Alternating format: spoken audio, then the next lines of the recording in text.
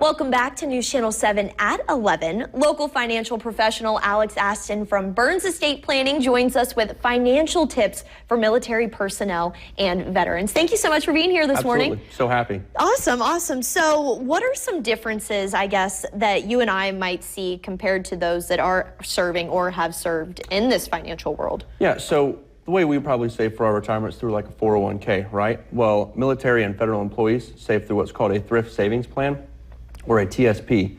And that TSP is going to operate very similar to a 401k.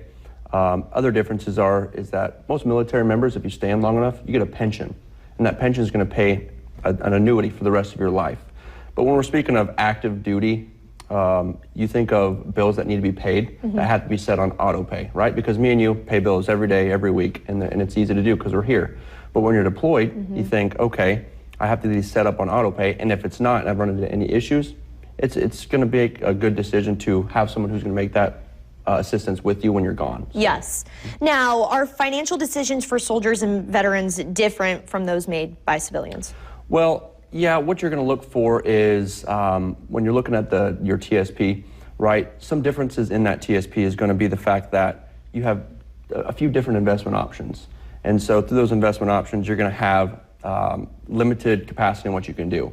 Now, when you get close to retirement, it's important to take a look at diversifying away from the TSP possibly and getting more particular of how you're going to invest, because now instead of putting money into that TSP, it's time to take money out, right? And you also need to think about that pension as well and what you're going to do as far as deferrals and elections on that pension.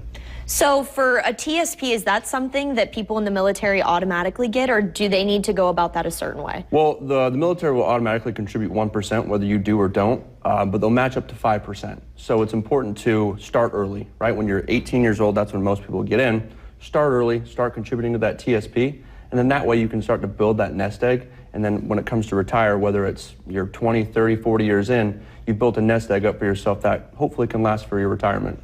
And is there any specifics that military should know about their savings plan?